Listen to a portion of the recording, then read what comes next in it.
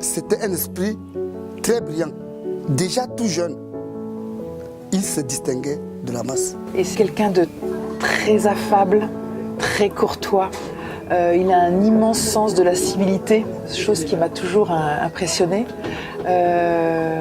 Il est très fidèle en amitié et c'est quelqu'un vraiment, pour ses qualités humaines-là, de respect, de civilité, que je l'apprécie énormément. Parce qu'il est évidemment très brillant. Je dis toujours à tous nos amis communs que c'était le meilleur d'entre nous et il n'y a pas contestation à la matière. Parce que c'était d'abord un très gros travailleur.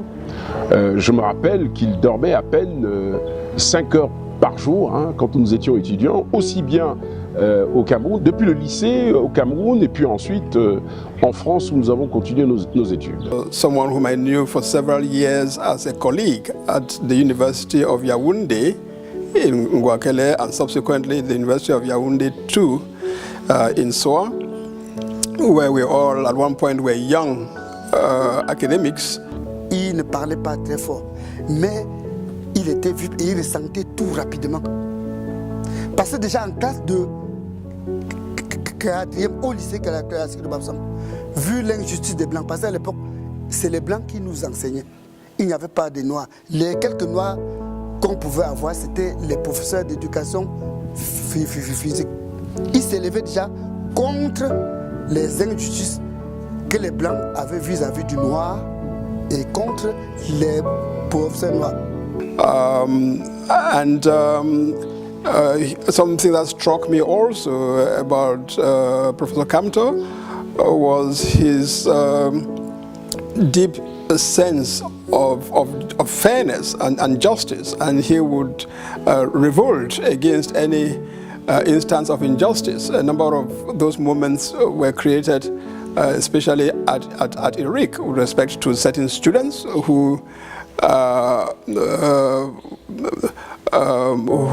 felt they were unfairly treated in the programs that they followed, and Maurice would fight very hard to make sure that the students were granted their rights.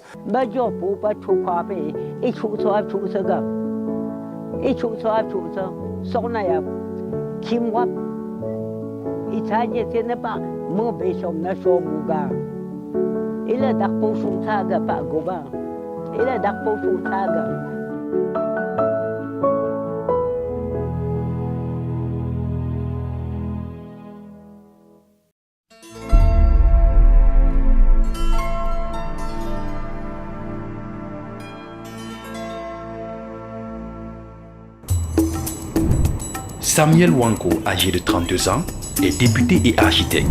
C'est lui qui dessinera le plan d'urbanisation de la ville de Bafoussam.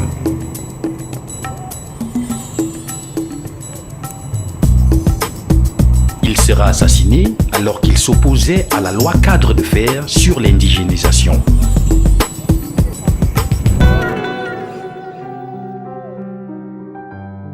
Il n'avait pas 3 ans à la mort de Wanko. Aucun souvenir vivant. Par contre, un événement viendra bouleverser sa vie. L'assassinat d'Ernest Ouandjé et ses compagnons Gabriel Tabe, alias Awambo le Courant, et Raphaël Fossing.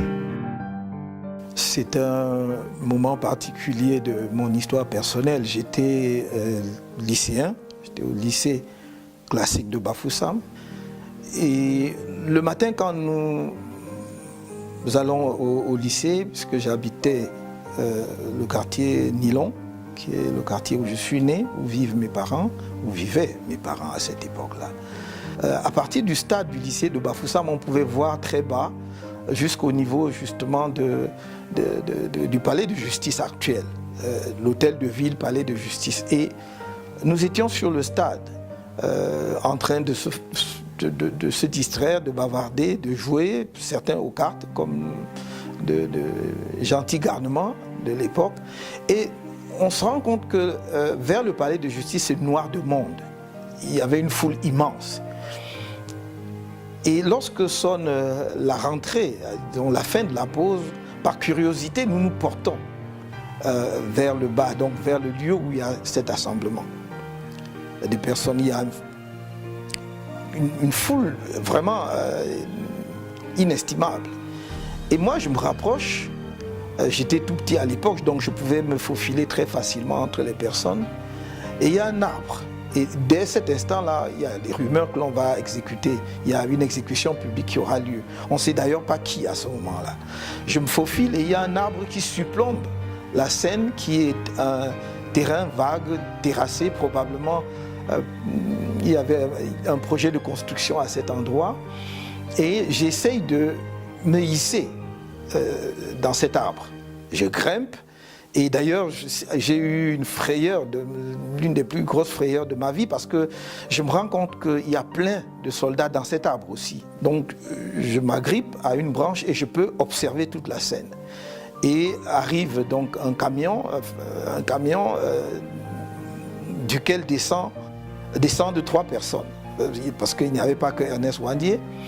Les noms, nous les saurons après, parce que je ne les connaissais pas à ce moment-là, mais tout le monde pouvait identifier Ouandié comme étant le leader par sa statue. Il était grand, il portait des vêtements noirs et il avait avec lui son baluchon, il était pieds nus.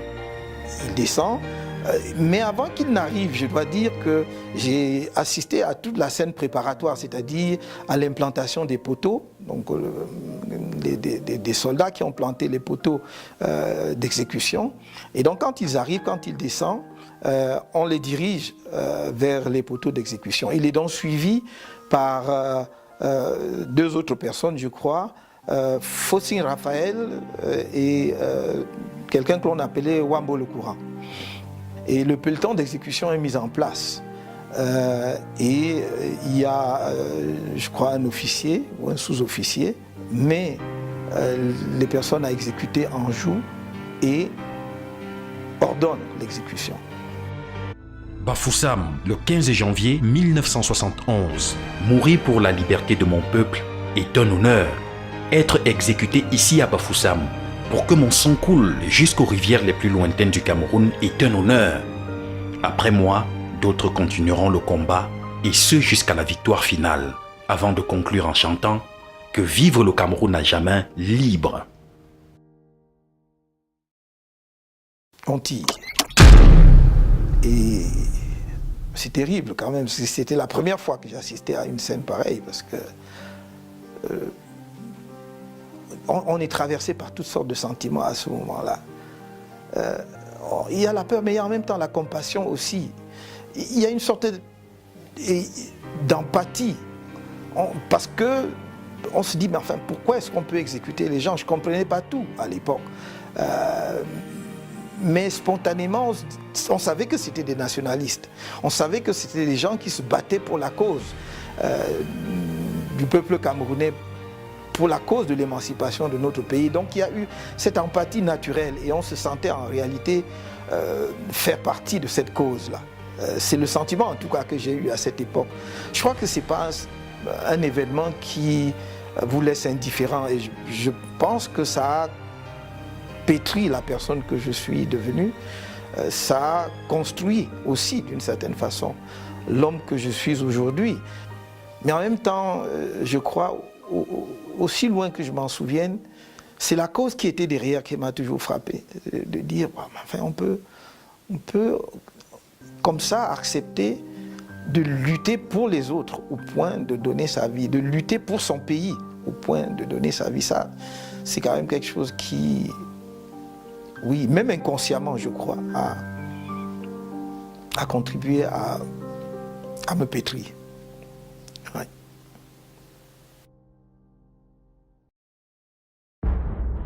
Nous sommes dans la région ouest du Cameroun, précisément dans la ville de Bafoussam, chef-lieu du département de la Mifi. Région d'origine de quelques-unes des grandes figures de l'émancipation du Cameroun, ceux-là qui, par leur bravoure et sacrifice suprême, ont conduit le Cameroun vers la décolonisation, a vu naître des héros de ce pays à l'instar d'Ernest Ouandié. Il faut remonter au moins jusqu'à Douala Mangabel, Ngosso Dine et Martin Poussamba pour retracer cette grande lignée des figures marquantes de la lutte pour l'émancipation de notre peuple.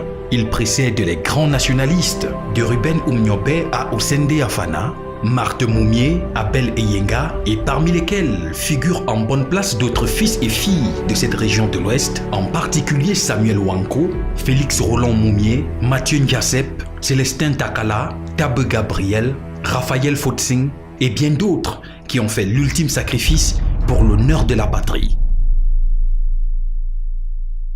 Lorsque nous parlons des grandes figures de l'histoire politique de notre pays, ceux que je considère comme d'authentiques héros de la construction de notre nation, il faut remonter très loin dans l'histoire.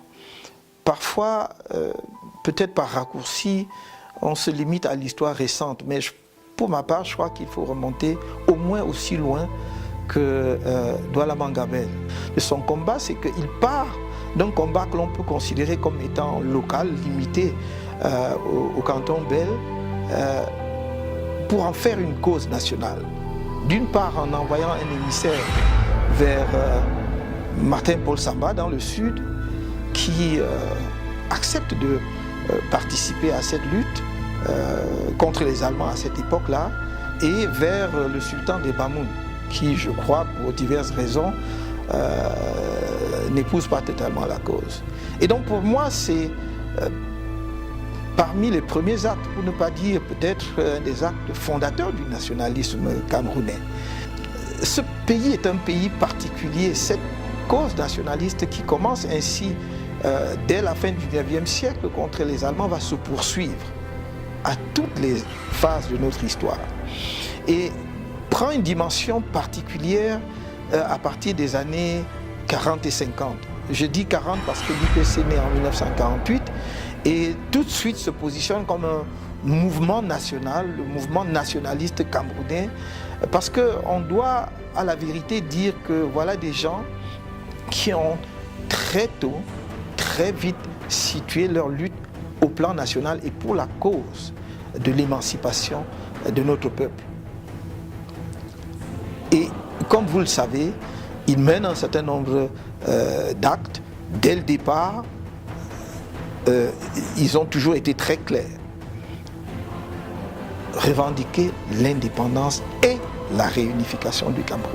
Évidemment, ces quelques personnages dont j'ai cité les noms sont juste quelques figures marquantes de l'histoire du nationalisme camerounais. Et je dois dire d'ailleurs que même parmi les figures marquantes, il s'agit en fait d'une liste essentiellement illustrative. Car derrière ces personnages, il y avait de nombreux autres compagnons de lutte, de nombreux autres héros du mouvement national camerounais, qui, à vrai dire, venaient de toutes les régions du pays. Quand on revisite notre histoire, on se rend compte que le mouvement nationaliste camerounais avait un enracinement véritablement national. Il ne serait pas possible ici d'en dresser une liste exhaustive, à supposer que cela fût possible. De toute façon, il faudra que nos historiens s'y penchent pour faire ressortir justement ceux qui ont donné leur vie pour que nous soyons aujourd'hui un peuple libre, debout et indépendant. Mais quand on parle du nationalisme camerounais, on a coutume en réalité de faire référence presque exclusivement aux héros de la partie francophone du pays, en oubliant que nos compatriotes de la partie anglophone ont joué un rôle déterminant. D'abord parce que quand le mouvement nationaliste a été contraint à la clandestinité, traqué, ses militants étant traqués, ont pour la plupart trouvé refuge du côté anglophone du pays. Ce sont nos compatriotes anglophones qui les ont accueillis, les ont protégés. Mais ils sont allés plus loin, ils sont allés au-delà. Ils ne se sont pas contentés, justement, de leur donner une base arrière. Ils ont participé, d'un point de vue politique, à la construction du nationalisme camerounais. Quelqu'un comme Ndetou Maza, par exemple, a créé à l'époque ce qui était pratiquement le pendant de l'UPC du côté anglophone et que l'on appelait le One Cameroon. Mais il y a une figure plus marquante que je ne pourrais pas ne pas évoquer ici, celle du docteur John Boufoncha, qui pour moi est véritablement l'artisan de la réunification du Cameroun. C'est le père de la réunification du Cameroun. Parce qu'il aurait pu faire échouer la conférence de Fumban et donc rendre impossible la réunification s'il n'était venu avec le désir ardent, justement, de contribuer à la réunification, à l'aboutissement de la construction d'un Cameroun uni dans ces deux composantes anglophones et francophones. Ce n'était pas la réunification après l'indépendance, c'était l'indépendance et la réunification en même temps. Je crois que nous ne le disons pas assez, nous ne soulignons pas assez cet aspect justement de la cause nationaliste qui a un écho aujourd'hui dans ce qu'on appelle la crise anglophone, parce que pour eux, la partie anglophone du pays, c'est-à-dire le Cameroun méridional, c'est-à-dire la partie sud, et le Cameroun septentrional, dont on ne parle pas assez. C'est vrai que nous avons perdu cette partie de notre territoire. Donc les deux faisaient partie d'un même et seul Cameroun. Les nationalistes camerounais, dès l'origine, demandent l'indépendance et la réunification. Or, les puissances administrantes de l'époque ne l'entendent pas de cette oreille. Et donc le parti nationaliste sera violemment combattu. Et c'est là que des personnalités d'exception se signalent, se distinguent. D'abord le secrétaire général de l'UPC, Ruben Oumniobé, qui, du haut de sa grande taille, de son élégance d'esprit, je ne parle pas physique, de sa hauteur d'esprit, qui était entre autres l'attachement au dépassement du tribalisme.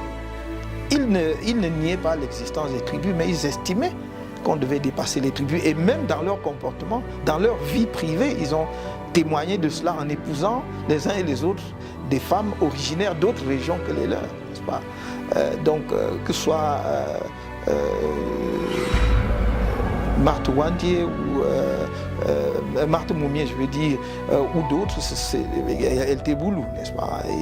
Et je revois encore son image lorsque elle se rend à Genève parce que son mari est victime d'empoisonnement, avec une dignité extraordinaire. Quand nous parlons d'ailleurs des nationalistes, on ne parle pas assez de ces femmes-là. Je crois qu'on doit insister et souligner le rôle exceptionnel qu'elles ont joué. Elles n'étaient pas que des femmes au foyer, c'était des militantes et des combattantes qui ont été exceptionnelles sur le terrain. Elles ne se contentaient pas d'appuyer leurs époux. Elles avaient leurs convictions nationalistes et idéologiques et elles ont travaillé, elles ont pris des risques.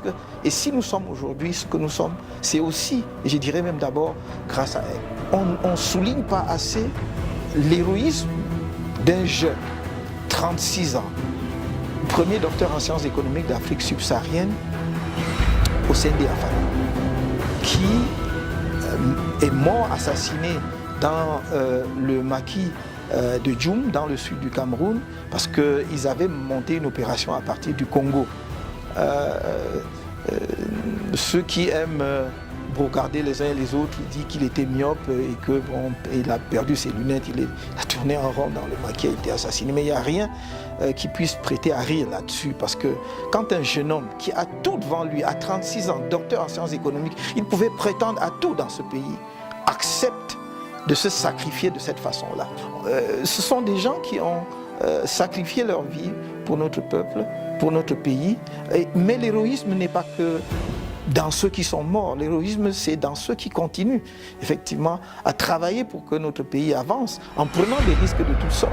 Et je pense que le nationalisme camerounais va au-delà de ce que on peut dire des uns et des autres. C'est quelque chose de presque diffus. Chacun de nous, inconsciemment, sans que les parents même ne lui en parlent, presque né avec ça. C'est un peu comme si c'était génétique chez les Camerounais. Vous verrez, vous avez sans doute pu constater que dans nos écoles, on n'enseigne pas cela. Et pourtant, chacun de nous, quelque part, connaît le nationalisme camerounais et porte en lui une part de ce nationalisme. C'est une spécificité camerounaise, c'est une cause nationale dont personne ne peut revendiquer le monopole. Et je me réjouis que de nombreux Camerounais de toutes les régions du pays portent en eux cette cause.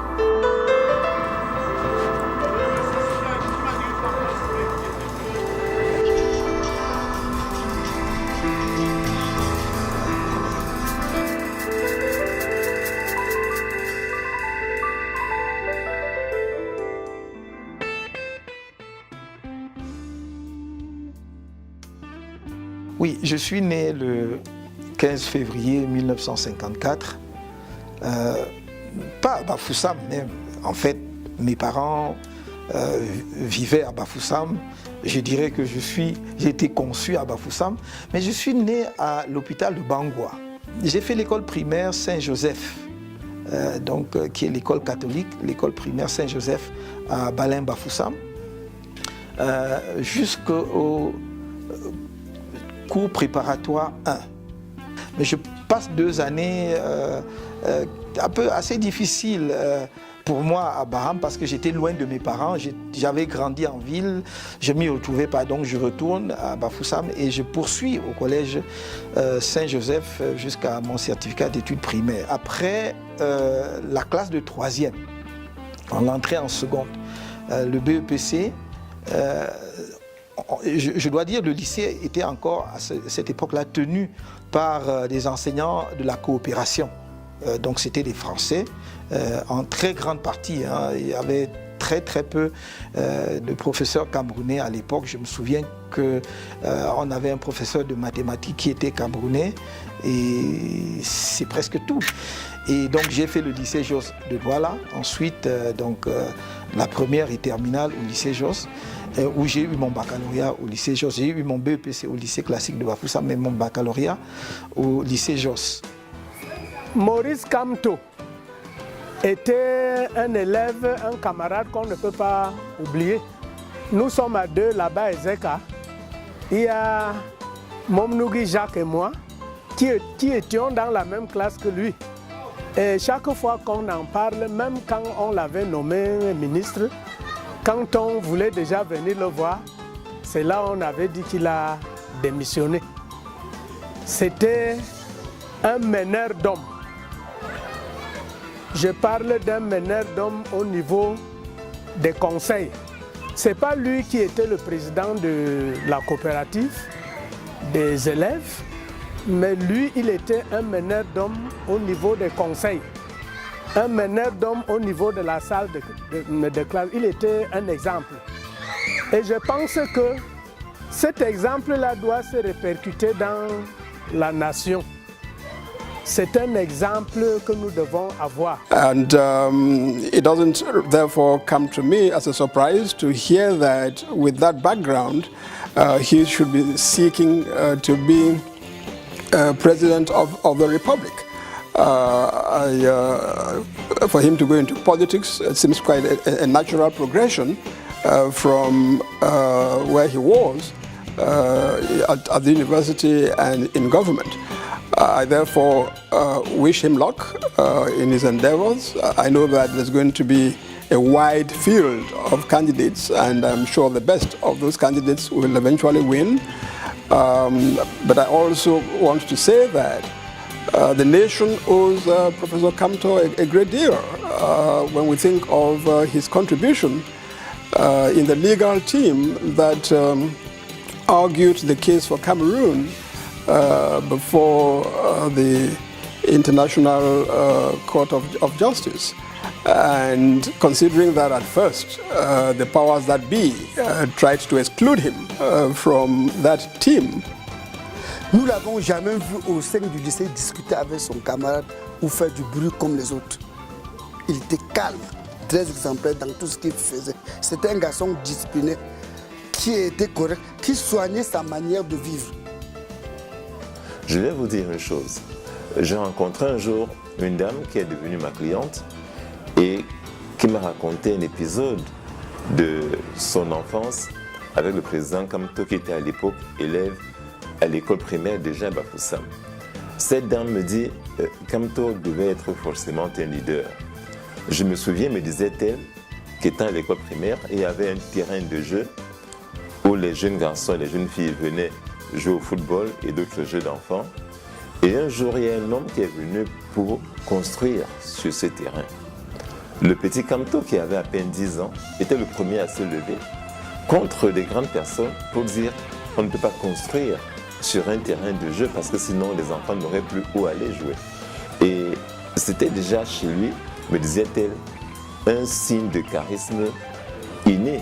Comme toutes les familles de Bafoussam, Mon père avait des plantations et c'est ainsi que nous allions généralement à la plantation dès le vendredi soir à la sortie de l'école pour revenir seulement le dimanche soir parce qu'on passait tout le week-end à la plantation au champ. Je n'ai pas côtoyé ou bien eu connaissance des gens qui travaillent, des gens qui se lèvent à 4 heures du matin, parce que nous, quand on allait à la plantation, si on ne partait pas le vendredi soir et on choisissait de partir plutôt le samedi matin, à 4 heures du matin, il fallait être debout. Alors donc je disais que ce n'est pas à travers la vitre de mon véhicule ou je ne sais pas moi, en passant que j'ai eu contact avec ceux qui se lèvent très tôt, de bonne heure, pour aller travailler. Moi, j'ai vécu ça. Et donc, peut-être certaines personnes me voient aujourd'hui et croient que je n'ai pas eu le contact avec la terre. Je suis fils de commerçant, mais je suis aussi fils de la terre. Donc, je sais ce que c'est que aller au champ, labourer toute la journée, rentrer le soir ou le lendemain avec un fagot de bois ou avec un régime de plantain. Donc, voilà.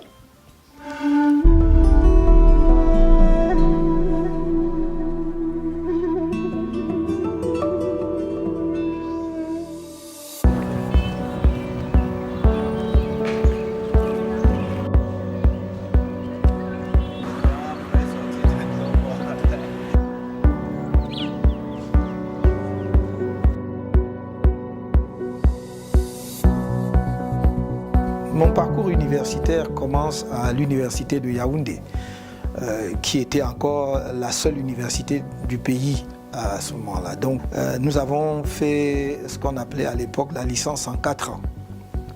Et c'était d'ailleurs généralement une licence droit et sciences économiques. Mais j'ai fait l'option droit public et j'ai obtenu ma licence avec une mention bien. Nous étions 3, donc un autre Camerounais, Jean-Dieudonné Tchama, qui est devenu plus tard diplomate, et un autre camarade qui était nigérien du Niger. Eh bien, Maurice a la foi en la modification, en un avenir meilleur pour ce pays. Il a aussi cette empathie nécessaire qui l'amène à se soucier des misères et des malheurs de ses compatriotes. Je l'ai connu dans ses engagements qu'on peut qualifier déjà de politique lorsque nous étions étudiants dans les années 70 à l'université de Yaoundé. C'est quelqu'un qui a pris part à les mouvements estudiantins lorsqu'il a fallu contester ou revendiquer certaines transformations dans la loi, par exemple de Dame Joya qui modifiait le régime des licences à l'université du Cameroun. Déjà à cette époque, il s'était engagé. C'était peut-être quelque part une sorte de prédestination de ce qu'il va devenir plus tard. Il y a eu un épisode extrêmement important de ma vie. Je suis déjà en 4e année, parce que la licence à ce moment-là se faisait en 4 ans. Donc je suis en 4e année de licence en droit public et on fait la réforme de la licence et on ramène la licence de 4 ans à 3 ans. On l'applique à la faculté de lettres et à la faculté de sciences, mais pas à la faculté de droit et des sciences économiques où j'étais étudiant. Je n'habitais pas le campus universitaire, j'habitais à Essos. J'arrive le matin et l'information est portée à notre connaissance. Et beaucoup d'étudiants, surtout nos cadets, sont frustrés en disant mais enfin, pourquoi nous devons-nous faire notre licence en 4 ans et nos camarades des facultés de lettres et des facultés de sciences en 3 ans. Surtout qu'à la sortie, nous présenterons les mêmes concours, mais eux, ils auront eu leur diplôme en 3 ans et nous, 4 ans. C'est injuste. Mais là encore, Maurice Kamto était encore parmi ceux qui revendiquaient, ceux qui étaient les porte-parole. Et il le faisait avec la douceur. Nous autres, on s'est réunis, on allait lui dire, mais comment? Maurice, tu es en train de faire quoi comme ça? Pourquoi tu te mets devant le cercueil? Pourquoi tu prends le micro? Il nous a dit, vous voulez que qui prenne le micro? nous sommes en train de défendre la cause de tout le monde, votre cause. Il faut qu'il y ait quelqu'un. Je suis un peu comme ça, donc je me dis, mais enfin ça, oui, on ne peut pas accepter ça. Donc c'est une cause qu'il faut défendre. Je rencontre quelques-uns de mes camarades sur le campus et on dit, mais il faut faire quelque chose. Et rapidement, on s'organise. Et on dit, nous voulons que la règle de 3 ans en licence s'applique en faculté de sciences économiques, en faculté de droit et de sciences économiques. Et parmi mes camarades qui me suivent, avec qui on engage ce mouvement, ils sont encore là. Hein. Un certain nombre d'entre eux vivants, certains à des postes de responsabilité. Un d'eux a été représentant de la BAD à N'Djamena pendant un certain temps. D'autres sont dans la diplomatie aujourd'hui et d'autres à d'autres postes de responsabilité. Après cela, je vais être admis à l'université française, plus particulièrement à la faculté de droit de l'université de Nice. Je vais être admis en ce qu'on appelait à l'époque DEA, de droit public fondamental, avec une mention bien. Je passe le DEA de droit international, avec une mention assez bien. Je passe le diplôme de l'Institut des hautes études internationales avec une mention bien. Je passe le certificat d'études communautaires avec une mention assez bien. Tout cela la même année. Ensuite, je m'engage dans une thèse de doctorat d'État. Je mène mes recherches aussi bien à Nice qu'à Paris. Et lorsque je suis à Paris, je fais l'Institut international d'administration publique. Je suis admis là-bas. Je fais la section économie et finances. Au bout d'un an, j'obtiens donc le diplôme de la section économie et finances avec la mention bien. Et puis, parallèlement, je poursuivais avec mes recherches en thèse de doctorat. En 1983, très exactement en novembre 1983, j'irai soutenir ma thèse de doctorat à l'université de Nice, où j'obtiendrai donc la mention très bien avec les félicitations du jury, avec autorisation de publication de la thèse. Ma thèse a été publiée à la Librairie générale de droit et de jurisprudence et j'ai obtenu le prix de thèse de la faculté de droit de Nice et aussi le prix de l'Académie des sciences d'outre-mer pour cette thèse.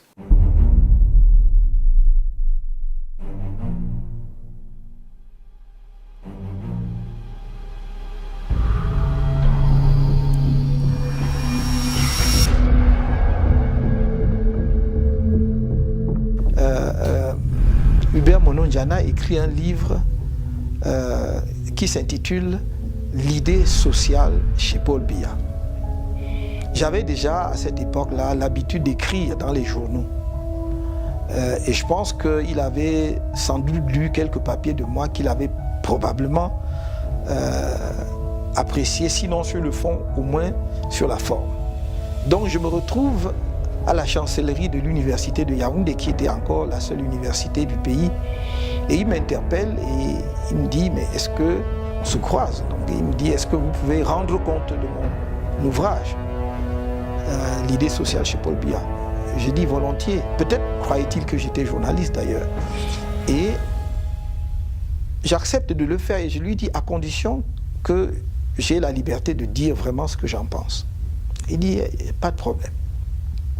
Je vais lire l'ouvrage et plus je lis, plus je suis abasourdi. Non seulement l'ouvrage vantait les mérites de l'action sociale, ou plutôt de l'idée sociale du président de la République avant la moindre réalisation. Mais l'ouvrage avait un passage qui m'a fait froid dans le dos, où il disait, je cite de mémoire, « Préserver les appareils répressifs de l'ancien régime pour les retourner contre tout ce que l'on soupçonne d'être contre le renouveau. » Et là, lisant cela, d'un enseignant d'université, philosophe de surcroît, j'étais catastrophé parce que je suis d'une génération qui, alors que nous étions étudiants, suivions les crimes de Pol Pot au Cambodge. Les Khmers rouges ont tué plus de 3 millions de Cambodgiens parce qu'on les soupçonnait d'être contre le communisme. On les soupçonnait d'activités anticommunistes. Et voir que, après l'avènement du nouveau président de la République, seulement 2 ou 3 ans après, un universitaire camerounais défend une telle idée me paraissait quelque chose non seulement d'inimaginable, mais d'insupportable. Donc je fais mon compte rendu qui est publié en plusieurs temps dans le journal Le Messager. Dès cette époque, nous étions de ceux qui pensaient qu'il fallait tirer vers l'avant le train de la démocratie. Et quand je lis dans l'ouvrage d'un enseignant d'université qu'il faut préserver justement les appareils répressifs pour les retourner contre ce que l'on soupçonne d'être contre le renouveau, je dis là on est en train d'emprunter la mauvaise pente. Et donc quand mon commentaire de son ouvrage paraît, il n'est pas du tout content. Je ne sais pas comment ça se passe. Sans doute travaillait-il avec les services de renseignement camerounais qu'on appelait la DIRDOC à l'époque, qui est aujourd'hui la DGRE. Je suis dans la résidence, la maison que je partageais avec certains de mes copains. À l'époque, nous étions encore célibataires, donc on avait un immeuble à la SIC qu'un de mes amis qui était assureur aussi louait et qu'on partageait. Il y avait plusieurs chambres. Je suis donc dans cette maison un vendredi soir quand un agent de l'IRIC, puisque j'enseignais à l'Institut des Relations Internationales du Cameroun, arrive accompagné de 2 personnes. Et ces personnes s'introduisent, enfin on les introduit dans la maison et ces personnes se présentent de façon très courtoise, très polie. Ils me disent, le grand patron veut vous voir. Ah. Moi je dis, le chancelier, parce que pour moi le grand patron, pour moi, ne pouvait être que le chancelier parce que mon patron, c'était le directeur de l'IRIC et au-dessus de lui, il y avait le chancelier, donc je ne pouvais pas voir plus loin. Il me dit non, le président de la République. Je tombe des nues, comme vous pouvez imaginer. Moi, le président de la République veut me voir, il me connaît. Enfin, tiens, ah oui, monsieur, il vous connaît, le président veut vous voir. J'étais en bras de chemise et je me suis dit, par politesse, on ne se présente pas au président de la République en bras de chemise. Je leur dis, donnez-moi 1 minute, je vais mettre quand même une chemise, une cravate et une veste. Donc je vais m'habiller à peu près correctement. Ils me prennent et je me rends compte que au lieu de se diriger vers le palais, on se dirige vers le lac. Et je leur dis, mais enfin, où est-ce qu'on va exactement? Et là, la politesse, la courtoisie dont ils faisaient preuve jusque-là disparaît. Et ils deviennent menaçants, presque insultants. Ah oui, monsieur, pour qui vous prenez-vous? Voilà, hein, vous écrivez des choses et vous insultez le président de la République et tout. Donc, ils m'amènent à ce qui est aujourd'hui la DGRE. Parce que je crois que ça devait être à l'époque le DIRDOC, comme on l'appelait. Donc, je vous passe les détails parce que c'était long quand même. On m'a interrogé très longuement. Et à la fin, on me dit, attendez, donc on me fait attendre à côté. Et quelqu'un me reprend dans la voiture et on m'amène donc à la BMM. Quand j'arrive, le commissaire m'accueille et m'interroge. Il dit, comme ça, vous passez votre temps à écrire, hein, à écrire et à tenir des propos injurieux à l'endroit du chef de l'État. J'ai dit, mais où est-ce que j'ai tenu des propos à l'endroit injurieux à la place du chef, à l'endroit du chef de l'État? Simplement parce que j'ai dit que non, on ne peut pas exalter la politique sociale du président de la République puisqu'il ne l'a pas encore mise en œuvre. Attendons qu'il ait mis en œuvre, on va faire le bilan et on va exalter. Mais pour l'instant, je ne vois pas. Il a développé peut-être des idées qui deviendraient des réalisations. Pour l'instant, il n'a pas encore mis en œuvre et on a trouvé que j'avais injurié le chef de l'État. Enfin, il y avait d'autres choses. Et il m'ordonne avec autorité, déshabillez-vous. Et donc, j'étais complètement nu. J'avais gardé quand même mon sous-vêtement, enfin, je vais dire mon slip pour parler très simplement que tout le monde puisse comprendre ce que je veux dire. Donc on m'a permis de garder cela. On m'amène dans ma cellule et c'était une cellule cimentée, mais on avait versé de l'eau sur le sol. Et on m'a demandé de me coucher là, c'était ma cellule. Donc je vais passer vendredi, samedi, dimanche là-bas. En fait, ce qui me fait sortir finalement, c'est qu'enseignant à l'IRIC, j'ai dirigé beaucoup d'étudiants, parmi lesquels des étudiants étrangers. Et parmi mes étudiants, il y avait des étudiants béninois, entre autres. Et le lundi suivant qui suivait mon arrestation, c'est-à-dire j'ai été arrêté un vendredi, alors que le lundi, on devait commencer dans la session de soutenance des mémoires. Et on arrive le lundi, un de mes collègues, qu'on vient de nommer d'ailleurs membre du Conseil constitutionnel, est président du jury. Je devrais le nommer parce que je ne crois pas que ce soit un secret d'État. Le professeur Bipoun est président du jury. Et il pose la question, mais où est le professeur Kamto? Parce que c'est lui le directeur, on ne peut pas organiser une soutenance de mémoire sans le directeur, celui qui a encadré les étudiants. Et évidemment, les gens lui disent non, on peut le remplacer et tout, parce qu'il n'était pas question qu'on insiste outre mesure sur mon cas. Et personne ne savait où j'étais, à part l'agent de l'université qui avait amené, l'agent de l'IRI qui avait amené ces gens-là chez moi, qui savaient que finalement on m'avait amené à la Dirdon. Et évidemment, un bon universitaire qui respecte la déontologie universitaire, ainsi que les franchises universitaires, le professeur Bipoun leur dit de toute façon, on ne peut pas organiser une soutenance sans la présence des directeurs. Par conséquent, ça ne se fera pas, je ne le ferai pas. Et donc, et je dois lui rendre justice et hommage de cela. Et donc, les soutenances n'ont pas eu lieu. À partir de là, les étudiants béninois qui devaient soutenir, parce qu'après ils devaient rentrer chez eux, vont se plaindre à leur ambassade en mission diplomatique. Donc l'affaire commence donc à faire grand bruit, à gagner les missions diplomatiques et remonte. Donc c'est comme cela que pour ne pas que ça prenne d'autres proportions, que l'on ordonne ma libération. Donc je suis libéré et je peux donc à partir de, je crois, mardi ou mercredi, prendre part aux soutenances de mémoire à l'IRIC pour libérer les étudiants.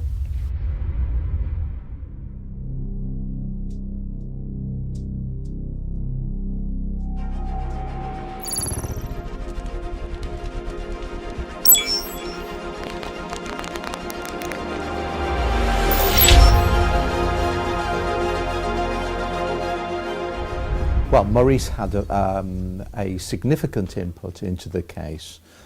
He was one of the lawyers. There were a number of lawyers, Anglophone and Francophone lawyers, who dealt with the case, and Maurice was one of the group. So he had his own work to do, he had his own research and drafting to do, and at the same time he commented on the work of the other lawyers, like we all did. Je peux raconter une ou deux histoires. On était une fois à un meeting en caravane dans la ville de Fumban et notre jeune animateur s'est mis à dire au micro Maurice Kamto, l'homme de Bakassi, en référence à sa participation au procès à la haie dans lequel il a défendu les intérêts de son pays. Et il m'a fait appeler dans sa voiture pour me dire « Mais maître Sim, on n'a pas envie de rappeler que je suis l'homme de Bakassi. Ce n'est pas nécessaire. J'ai fait mon travail avec humilité par amour de mon pays. » Et je lui ai dit « Mais professeur, il nous faut quand même quelque chose qui vous présente, qui est facile à retenir et qui reste, qui est marqué, qui est gravé dans les mémoires des gens. » Il m'a dit « Non, ce n'est pas nécessaire. » J'ai jamais voulu réellement parler de l'affaire Bakassi, vous le savez. J'ai une certaine pudeur à en parler. Pourquoi? Parce que je ne l'ai pas fait pour ma gloriole. Je n'ai pas fait pour en tirer un avantage personnel ou particulier.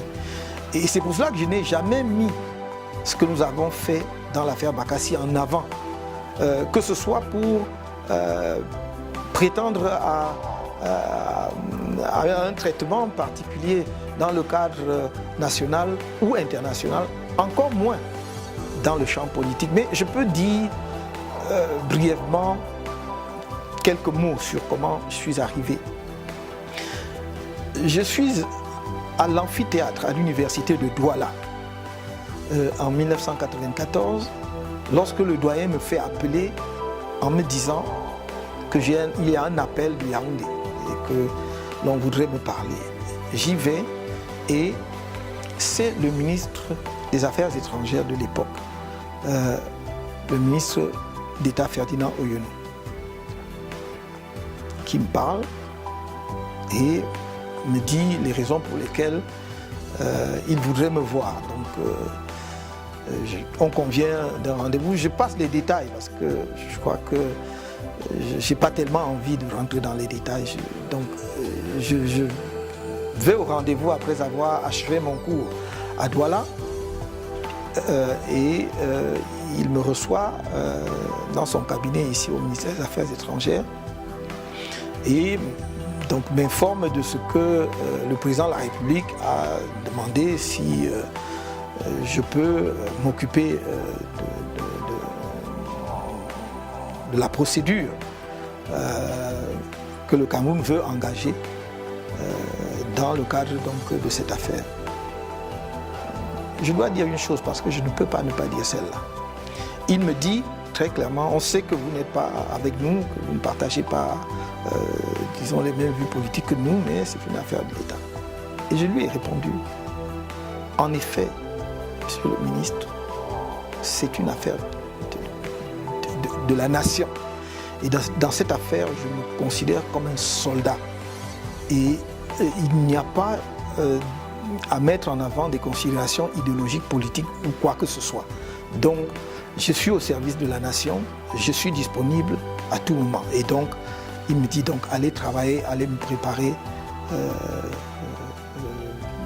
voilà, la requête et tout ça. Donc, je vais le faire. Et bon, le reste, je ne vais pas rentrer dedans. Donc, c'est par le ministre Ferdinand Oyono que j'entre dans le dossier. Voilà, pour faire bref. Parce qu'il y a beaucoup d'épisodes impliquant beaucoup de personnes, des péripéties. Je crois que je ne vais pas en parler. Je n'ai pas envie d'en parler. Et voilà, j'ai toujours dit qu'il y a des choses dont je ne parlerai jamais, même pas dans mes mémoires.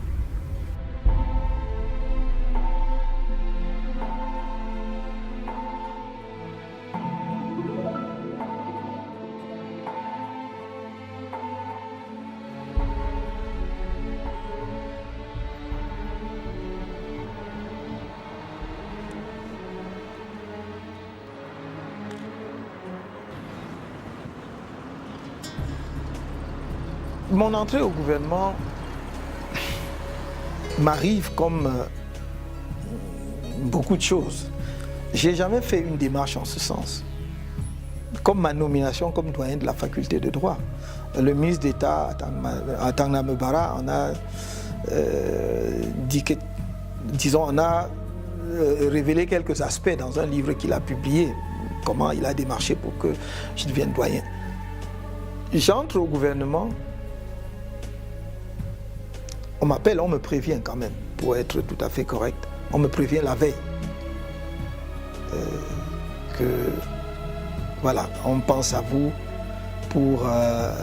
au ministère de la Justice. Bon, j'ai dit pourquoi pas. Mais je discute et je dis, qu'est-ce qui peut avoir justifié cela?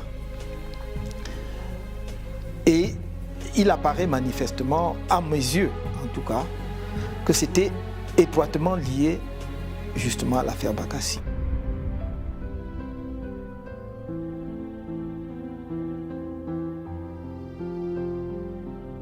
Professeur Maurice Kamto, homme politique, enseignant, auteur,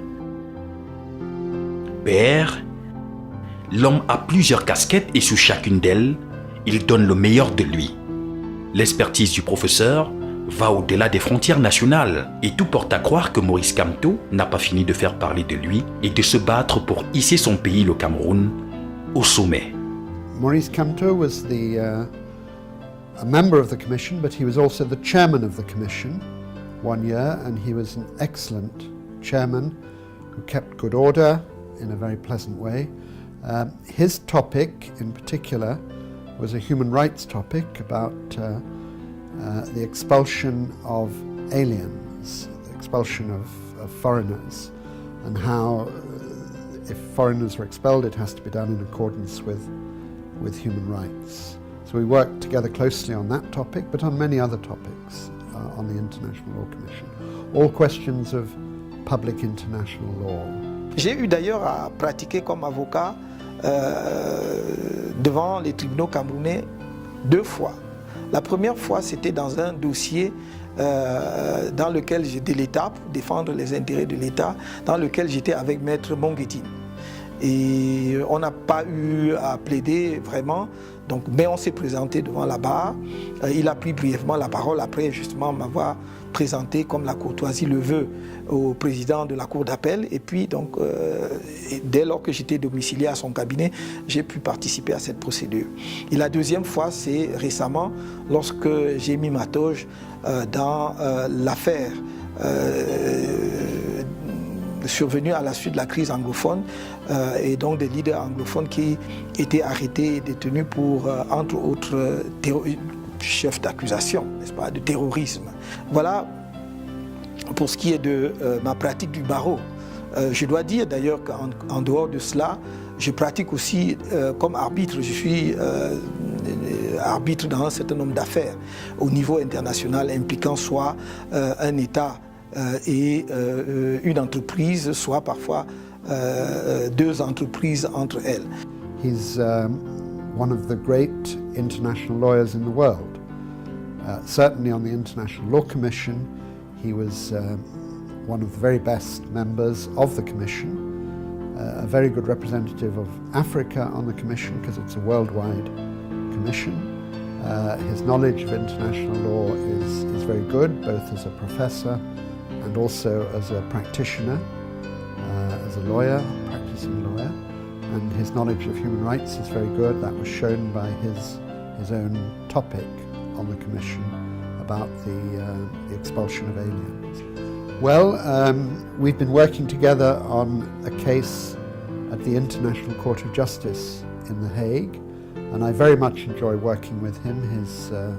He's very good at the law, at the tactics, at the strategy of a court case, and it's a great pleasure to work with him. So we've been working for two years about on that case, and we see each other very frequently in The Hague and elsewhere.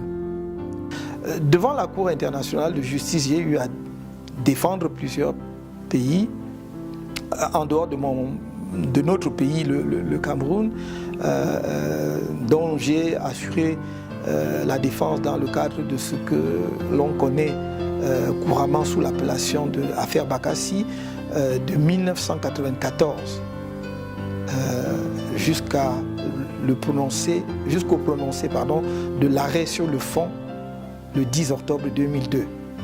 Donc j'ai défendu l'État du Cameroun. J'ai défendu notre pays dans toutes les étapes de la procédure. J'étais d'ailleurs dans cette affaire à la fois co-agent, avocat et conseil.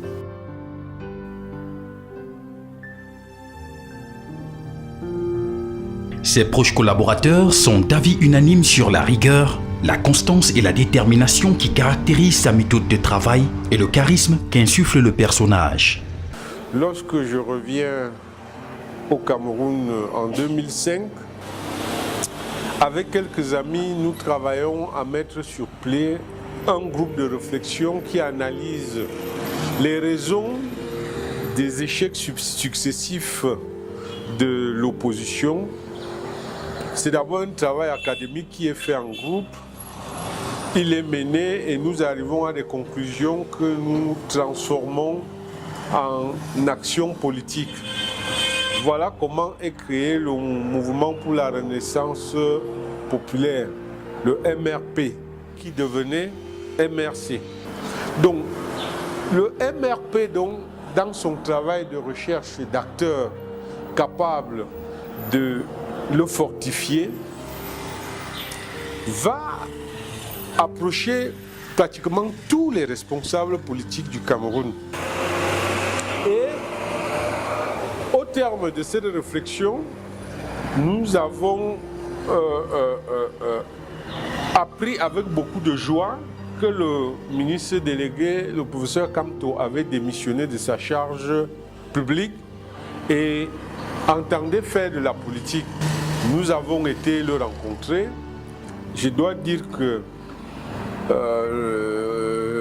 À l'occasion, j'avais été accompagné par le président Bilé de l'UFP qui est encore vivant. On a discuté avec le professeur Kamto qui nous a clairement dit que son objectif n'était pas d'être nécessairement le leader de ce mouvement, mais son souhait était de voir se mettre en place un mouvement politique crédible avec des personnes sérieuses. Et les discussions ont eu cours. Il a rejoint le groupe. Quand il est arrivé, il a tenu le même discours. Je viens vers vous en toute humilité pour que nous mettions en place une équipe crédible, un parti politique crédible. Peu importe la place que j'occuperai dans le mouvement, l'essentiel c'est de mettre en place un parti politique crédible. Au MRC, il y a une instance dirigeante qui s'appelle le Directoire national. Et le Directoire national est vraiment l'instance qui fonctionne le plus régulièrement possible pour prendre toutes les décisions intéressant la vie du parti, mais aussi concernant nos prises de position par rapport à la vie nationale. Le président prend les décisions toujours en accord avec le directoire. Quand il y a une question, je convoque par l'intermédiaire du secrétaire général, secrétaire national du parti, la réunion du directoire. Et au directoire, tous les membres du directoire sont égaux. Donc, je pose le problème et je demande aux gens de s'exprimer, c'est-à-dire aux membres du directoire de s'exprimer sur la question. Et il faut dire que le professeur Kamto et le MRC ont toujours dit, et c'est un leitmotiv qui ne changera jamais, que ce parti et l'homme Kamto sont des républicains qui respectent à ce titre les autorités, les institutions républicaines qui sont mises en place, et au-delà de ces autorités, les personnes qui les représentent et qui les incarnent. C'est pour le MRC et pour M. Kamto une posture naturelle. Pourquoi? Parce que pour un homme qui veut gouverner, pour un parti qui veut gouverner, on ne peut pas imaginer que ce parti soit le premier à montrer le contre-exemple en ne respectant pas l'institution qui est mise en place. C'est pour cela que nous pensons que nous devons toujours respecter les lois de la République. En dehors du directoire, les décisions sont prises également sur la base de ce que la base remonte au directoire. Lorsque nous examinons une question, nous nous assurons que si ça concerne une région, que la région concernée effectivement nous a donné sa position sur la question avant de prendre la décision. Enfin, je dirais que le directoire reflète la diversité du Cameroun. J'ai toujours dit aux gens qui voulaient ramener le parti à je ne sais quoi, que regardez bien le directoire dans sa composition. Les gens peuvent ergoter. Nous avons travaillé des nuits et des nuits pour parvenir à cette représentation et à cette représentativité des différentes régions du pays. Le premier vice-président est de l'extrême nord. Le deuxième vice-président est du centre. Le troisième vice-président est du littoral. Le quatrième vice-président est du sud-ouest. Le cinquième vice-président ou la cinquième est du nord. Le secrétaire général est du nord-ouest. Le trésorier national est de l'ouest. Voilà les membres du directoire qui sont élus d'ailleurs. Ils ne sont pas nommés par le président national. Ils sont élus par la convention du parti. Par exemple, sur une question sur laquelle je l'ai toujours entendu parler, la question du tribalisme. Maurice Kamto dit qu'il ne comprend pas que des gens aient un tant soit peu quelque chose de tribal dans leur tête. Il est absolument opposé au tribalisme. Il dit qu'aujourd'hui, le monde a évolué et que le combat des jeunes Camerounais et des Camerounais, c'est d'être en mesure de concurrencer les jeunes Japonais, les jeunes Chinois, de montrer qu'ils peuvent faire face aux défis du monde actuel. Ce n'est pas de créer des divisions entre les Camerounais, ce n'est pas de dire que telle et telle tribu est telle d'une autre tribu. cet homme ne vous demande jamais d'où vous venez quand il vous rencontre. Ce qui importe pour lui, c'est votre capacité à comprendre l'orientation qu'il donne. C'est votre capacité à défendre le Cameroun et accepter les principes qui sont ceux de la République. Pour lui, c'est ça qui est important. Et une autre fois, il avait découvert que sur les casquettes que des jeunes de Douala ont fait, les casquettes du MRC, ils ont mis sa photo sur les casquettes, mais il était absolument horrifié. Il leur a dit non, je n'ai pas besoin qu'on mette ma photo ni sur les tricots, ni sur le pagne, ni encore moins sur les casquettes du MRC. Je ne suis qu'un simple serviteur de ce parti. Je suis là pour un temps. Un autre viendra avant. Et ce qu'il faut mettre en avant, ce n'est pas la personne de Maurice Kamto, c'est d'abord le parti politique et les idées, la vision que ce parti présente aux Camerounais. Il est comme ça. Et c'est ce qui fait que, par cette humilité, il a un grand respect des hommes, jusqu'aux enfants. Il considère qu'un être humain est égal à un autre et que son action politique à lui, c'est de se demander qu'est-ce qu'il fait pour que demain, le Camerounais, la Camerounaise puisse vivre décemment et normalement dans son pays. Ça, c'est Maurice Kamto. Et souvent, je lui disais au début, mais professeur, vantez-vous un peu quand même. Un homme politique, il doit pouvoir dire des choses, se vanter un peu. Mais non, ce n'est pas lui. C'est quelqu'un qui laisse toujours de côté les titres qu'il a pu avoir, qui laisse de côté les fonctions qu'il a occupées pour simplement être un homme simple, un homme comme les autres.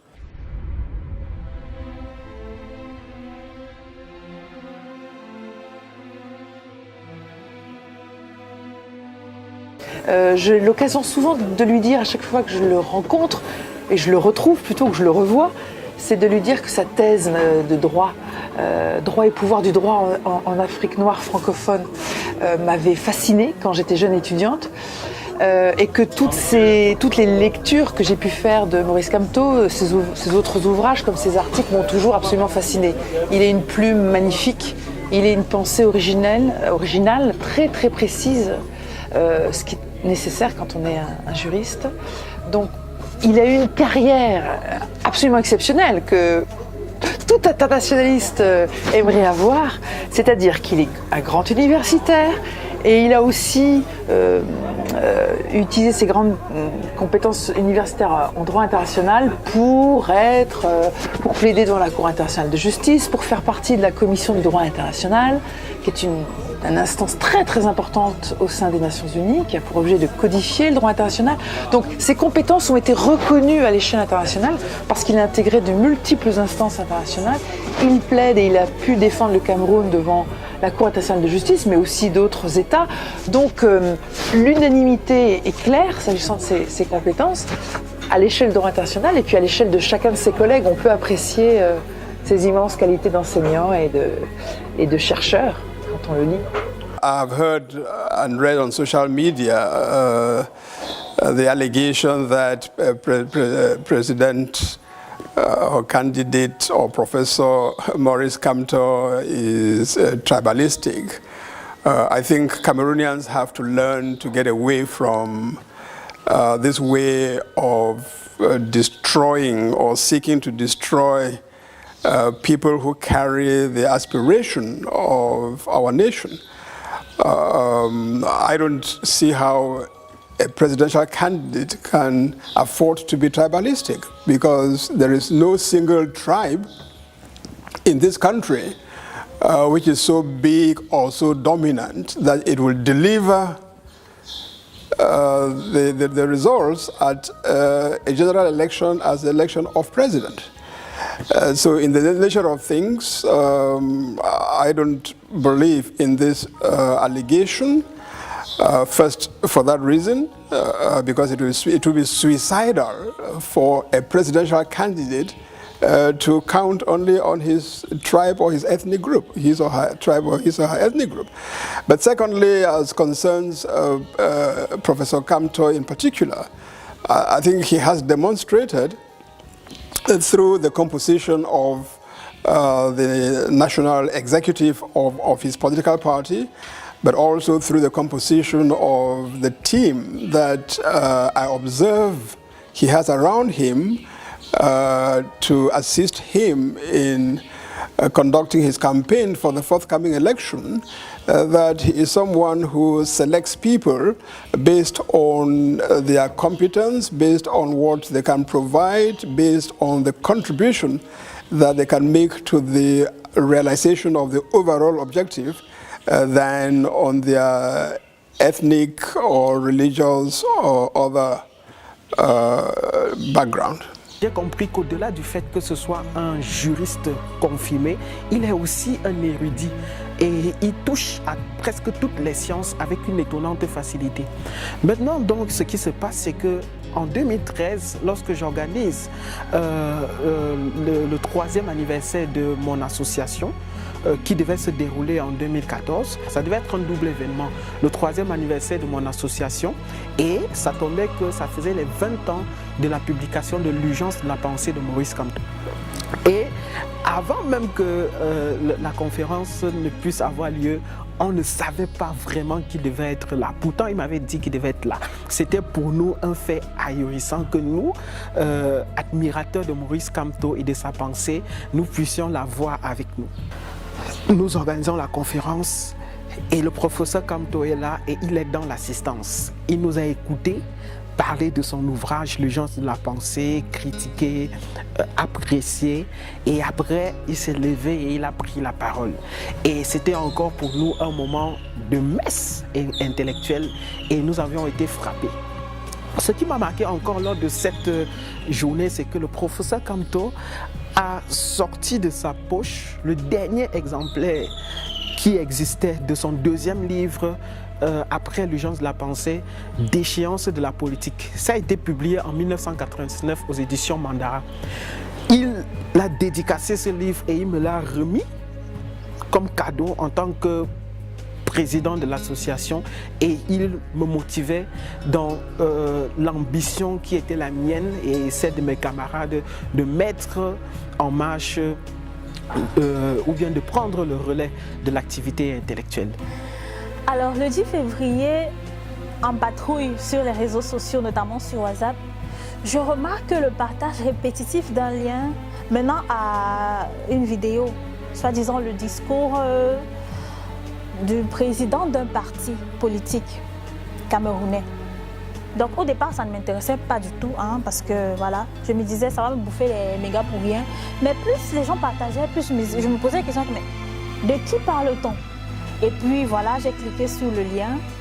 D'entrée de jeu, quand j'ai commencé à écouter le personnage, son attitude face à la caméra et surtout le contenu de son message, j'ai été bluffée.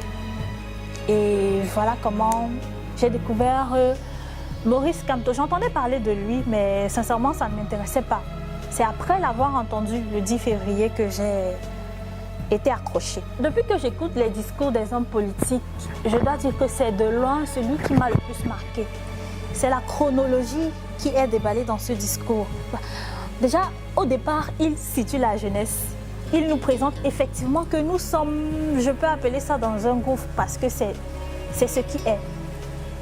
Mais il nous donne espoir par la suite en nous présentant le chemin par lequel il nous fera passer pour atteindre le succès, pour atteindre l'émergence ou alors pour changer le visage, notre visage, pour changer le visage de la jeunesse.